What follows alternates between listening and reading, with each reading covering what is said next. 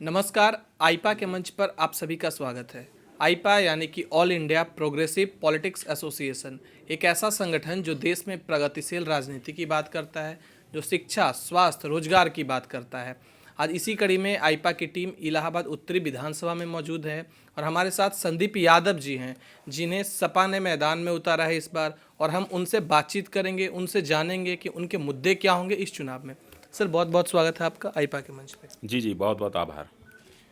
Sir, Sapa ने आपको इस बार यहाँ से टिकट दिया है। आप युवा हैं, युवाओं पे क्या हो रही है इस वक्त, 2 दिन पहले क्या हुई है इलाहाबाद में आपको भी पता है। आप जब सत्ता में आएंगे, किस तरीके से युवाओं को लेके आप काम करेंगे?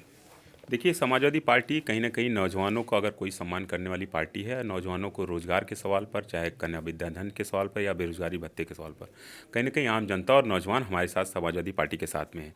और समाजवादी पार्टी ने हम जैसे नौजवान को जो आम परिवार का एक नौजवान जिसे टिकट देकर के आदरणीय अखिलेश यादव जी ने जो विश्वास जताया है, और छात्र संघ की नर्सरी से निकल कर के हम लोग आए हैं, और ये कोई कर सकता है तो आदरणीय अखिलेश यादव जी कर सकते हैं। या कई दल ऐसे हैं, आप जानते होंगे कि बहन जी जिस तरीके से कितने पैसे लेकर के टिकट देने का काम करती हैं, तो वो कहीं न कहीं नौजवानों के सवाल पर निश्चित रूप से रोज़गार का सवाल सबसे बड़ा मुद्दा है। और इलाहाबाद जहाँ पर जिस सीट पर आप हैं, ये एशिया की सबसे पढ़ी लिखी विधानसभा है, जो शहर उत्तरी विधानसभा है, जहाँ गंगा यमुना और यमुना जी हैं और सरस्वती जी जिनका जहाँ मिलन होता है, और यहाँ इलाहाबाद विश्वविद्यालय है, इलाहाबाद हाई कोर्ट है, तो जैसी तमाम ऐसे संस्थान हैं जो इसकी पौराणिकता को बढ़ाते हैं। सर, आपने कहा कि ये पढ़ी लिखी विधानसभा सीट है। अब मैं इस विधानसभा सीट की बात करूं तो आज तक इसके पहले विधानसभा में यहाँ से कांग्रेस और सपा का गठबंधन था, अनुग्रह नारायण सिंह लड़े थे। सपा का यहाँ पे वर्चस्व कम रहा है। आप यहाँ पे चुनाव में उतरे हैं, आप किन मुद्दों को लेके जनता के बीच जाएंगे, उनको कहेंगे कि मैं सरकार में आऊँगा तो ये करूँगा? आपके मुद्दे क्या हैं सर? देखिए, बेरोजगारी और महंगाई सबसे बड़ा मुद्दा है, जो देश का सबसे बड़ा मुद्दा है, और हमारी विधानसभा का भी बहुत बड़ा मुद्दा है।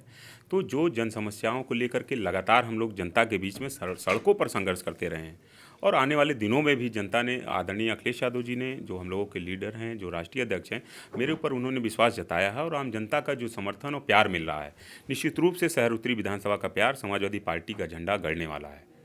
सर, बेरोजगारी और महंगाई, जब जब सरकारें चुनाव में उतरती है उनके मुद्दे यही होते हैं, चाहे भाजपा हो, कांग्रेस हो, सपा हो, बसपा हो। चुनाव आती है, चुनाव जाती है, महंगाई बेरोजगारी पे काम नहीं होता। कारण क्या है सर? देखिए, भारतीय जनता पार्टी जो है झूठ बोल कर के आई है। उसने कहा नौजवानों हमें रोज़गार दे दो, हम 2 करोड़ सालाना रोज़गार देने का काम करेंगे। लेकिन आप इलाहाबाद की धरती पर हैं, 2 दिन पहले और इससे पहले 10 दिनों पहले जिस तरह नौजवान सड़कों पर निकल गया है और ताली थाली बजाने को मजबूर है, ये कहीं ना कहीं साफ दर्शाता है कि भारतीय जनता पार्टी ने जिस तरीके से झूठ बोल करके सरकार बनाई थी, ये बात सही है कि आम जनता इनके झूठे वादों में आ गई। लेकिन उन्होंने जो काम किया आप देख सकते हैं, चाहे किसानों के सवाल पर रहा हो, चाहे नौजवानों के सवाल पर रहा हो, चाहे पूरी तरह से चाहे लॉ एंड ऑर्डर के सवाल पर रहा हो, सरकार पूरी तरह से विफल रही है। इसलिए आम जनता का जो विश्वास है वो कहीं ना कहीं समाजवादी पार्टी की तरफ है। आपने किसानों का जिक्र किया, लॉ एंड ऑर्डर का जिक्र किया। सरकार कहती है कि किसानों के हित में हम फैसले करते हैं, डायरेक्ट उनके अकाउंट में पैसे ट्रांसफ़र कर रहे हैं।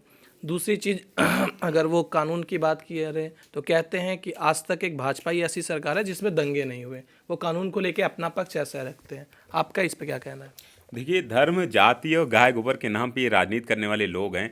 ये कहीं ना कहीं दंगा करा कि इनका कौन सा भरोसा कि ये बॉर्डर पर कहाँ क्या करा देंगे, या धर्म और जाति के नाम पर कहाँ किसको लड़ा देंगे। ये भारतीय जनता पार्टी का काम है।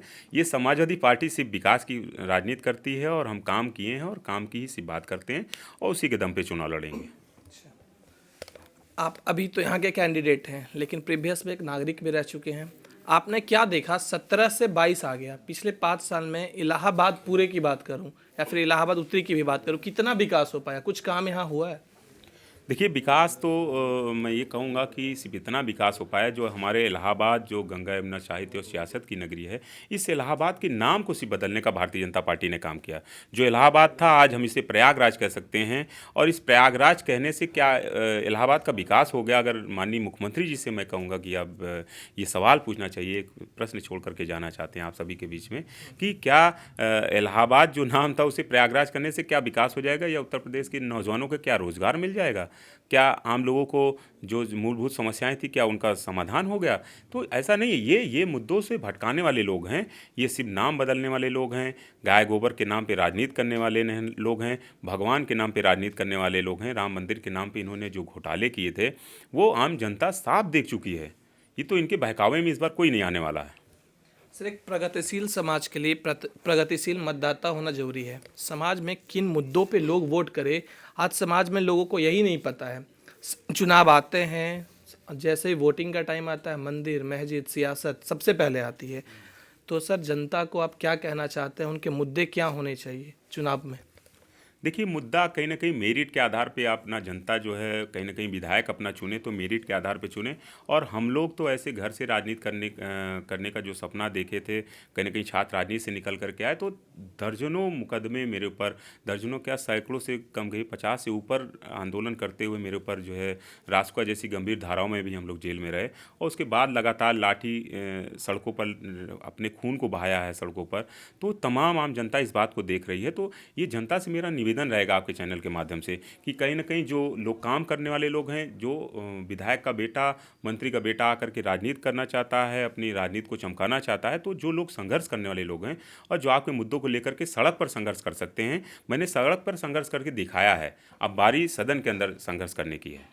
तो क्या क्या आपको क्या लगता है, यहाँ उत्तर प्रदेश की जनता सपा पे कितना प्यार जताएगी, उत्तरी विधानसभा की जनता आप पे कितना प्यार जताने वाली है इस बार? देखिए, उत्तरी विधानसभा की जनता जो पूरे एशिया की, मैं पहले भी बता चुका हूँ कि पढ़ी लिखी विधानसभा है। तो मैंने जो जनता का टेस्ट देखा, यहाँ की जनता जातिवाद पर नहीं जाती है। यहाँ की जनता आपके कामों पर जाती है, आपके संघर्षों पर जाती है। और कहीं ना कहीं नेताओं का जो मूलभूत जो चरित्र है, कहीं ना कहीं मैं देख रहा हूँ कि वह विचारधारा की राजनीति खत्म होती जा रही है। आज कोई एक विचारधारा नहीं, जो भी दल में लोग आज चुनाव लड़ रहे हैं, आप उनसे पूछो कि कहाँ कहाँ घूम करके कोई एक लीडर नहीं है शहर उत्तरी विधानसभा में जो स्टैंड कर सके, जो अपनी विचारधारा को कहीं ना कहीं फॉलो कर सके। जो वर्तमान विधायक हैं वो रात में बहुत बड़े बड़े कांड करते हैं और दिन में सुंदर कांड कराते हैं। आप उनसे इस बात का सवाल करिए, ये वही वर्तमान के भारतीय जनता पार्टी के विधायक हैं जो शहर उत्तरी विधानसभा के। उनका ये सवाल सदन के अंदर होता है कि शहर उत्तरी विधानसभा में हमको कैसीनो खोलना है।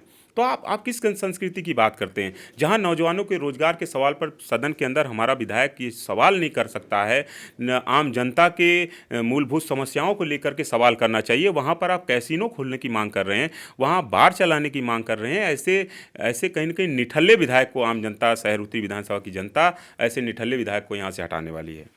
आपने कहीं ना कहीं इशारों में आपने कांग्रेस और भाजपा दोनों पे आपने अटैक किया है कि पलड़ा बदलने वाली बात, कि कितने पार्टियों से बदल के आ रहे हैं। आपको सपा से भागीदारी मिली है। अभी हम इलाहाबाद यूनिवर्सिटी में गए थे, छात्र संघ बंद है, आपने भी कहा आप छात्र संघ से स्ट्रगल करके आज इस जगह पे आए हैं। क्या लगता है, अगर सपा की सरकार आती है या तो छात्र संघ की बहाली की जाएगी? देखिए, समाजवादी पार्टी हमेशा नौजवानों के संघर्ष के साथ है और छात्र संघ की हमेशा वकालत करती आई है। अगर छात्र संघ नहीं होता तो शायद आज मैं नहीं होता। इसलिए कि कहीं ना कहीं बड़ी बड़ी गाड़ियों से टहलने वाले लोग, जो आज कहीं ना कहीं धारणा हो गई है कि मंत्री का बेटा ही विधायक बनेगा, मंत्री विधायक का बेटा ही राजनीति में आएगा, तो इस धारणा को कहीं ना कहीं अगर कोई खत्म करता है तो छात्र संघ की जो नर्सरी है वहाँ से सीख करके जो हम जैसे गाँव गरीब किसान के बेटे को अगर मौका मिला है तो समाजवादी पार्टी की देन है। चलिए, बहुत बहुत धन्यवाद सर हमारे साथ जुड़ने के लिए। जी जी, बहुत बहुत आभार।